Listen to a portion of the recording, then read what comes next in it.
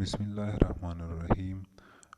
ګرانو ملګرو، د نن ویډیو چې دا د کوم ټکنیکل معلوماتو په اړه نه ده. د نن ویډیو د کینیډا د 100,000 ویزو په اړه ده چې افغانانو ته کینیډا هیواد 100,000 ویزې ورکوي. نو دا ویزې طریقه چې څنګه موږ ورته اپلای کولی شو، څنګه فورم ډکولی شو یا څنګه ورته ایمیل کولی شو، ډیر په اسانه او ساده طریقه سره کیږي. نو هر یو ملګری کولی شي چې په خپله د خپل موبایل، خپل کمپیوټر په واسطه په ډیرې اسانه او ساده طریقې سره دا طریقه ترسره کړو. نو د کینیډا لپاره دوه مهم شرایط ټاکل شوي دي چې لومړی هغه نفر دوی په لومړي سر کې جذبوي چې د کینیډایي ځواکونو سره یې کار کړی وي، او دویمه کټګوري هغه افغانان دوی غواړي چې په افغانستان کې په رښتیني ډول ژوند ترسره مخ وي.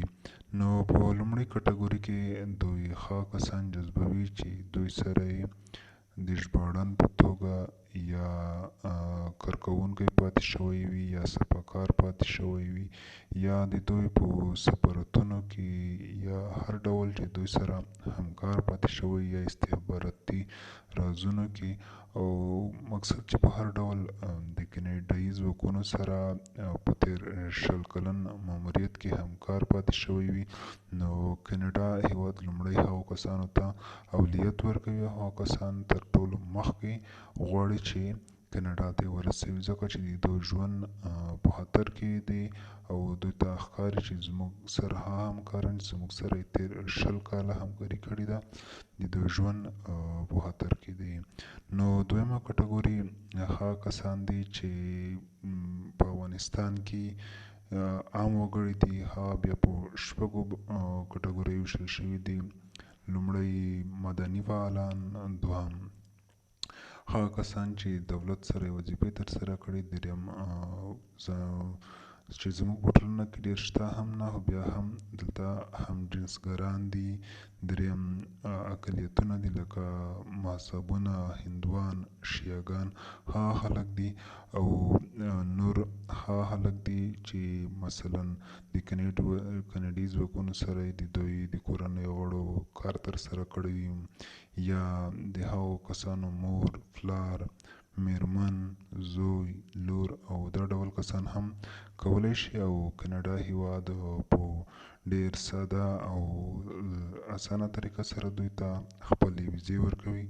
نو په لومړۍ کټګوري کې به تاسو داسې وکړئ چې کله به تاسو د خپل موبایل یا کمپیوټر ایمیل ته ولاړ شئ، هلته به خپل مکمل نوم او کچېرې مو تخلص لرل تخلص وکاروئ، او هغه اسناد لومړی هغو کسانو ته چې د کینیډایي ځواکونو سره یې کار کړی وي، مثلا هغه کارت وي، آی ډي کارت وي، یا بل کوم سند وي، یا تصویرونه یا هر څه وي چې په لاس کې لري باید هغه ولیږي د ضمانت په خاطر نه، چې دوی ته ډیر اهم تمامیږي، او دوی ډیره ترجیح لومړی هغو کسانو ته ورکوي چې دوی سره په تیر 100 کلن ماموریت کې همکار پاتې شوي دي او دوی سره یې کار کړی دی.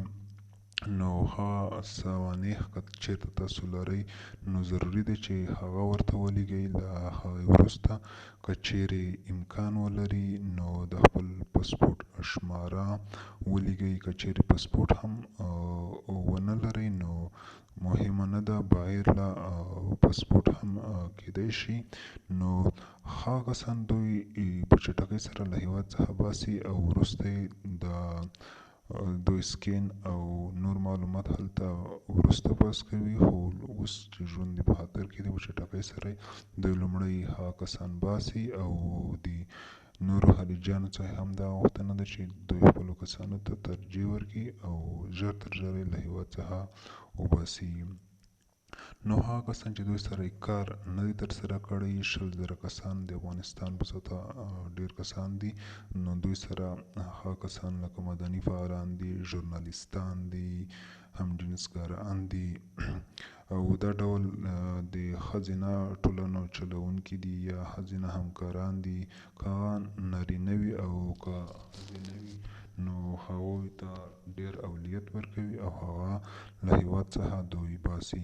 نو هغې لپاره هم لاندې شرایط دي چې باید هغه شرایط لومړی بشپړ کړي ترڅو د کاناډایي ځواکونو د پوځي الوتکو په واسطه له هیواد څخه بهر او کاناډا ته ورسول شي. نو هغه باید هم لومړی خپل نوم، د پلار نوم، تخلص او ولایت او کوم ډول دندې ترسره کړي، مثلا ژورنالیست وي، مدني فعال وي، یا هم جنسګر وي، یا د ښځو د بشري حقوقو غوښتونکي وي، یا ښځینه یا نارینه وي. نو په دې ډول کسان دوی اولویت ورکوي او دغه ډول کسان دوی غواړي. نو لاندې کوم ایمیل ادرس چې دی په دې ایمیل ادرس باندې نو دوی ته ایمیل وکړئ او په ډېرې اسانه طریقې سره د خپل غوښتنه مو د کاناډا سفارت ته ولیږئ ترڅو مو د کاناډا په اړه معلومات ترلاسه کړي. نو د نورو معلوماتو لپاره زما چینل ضرور سبسکرایب کړئ. نور مو په خدای سپارم. د خدای په امان.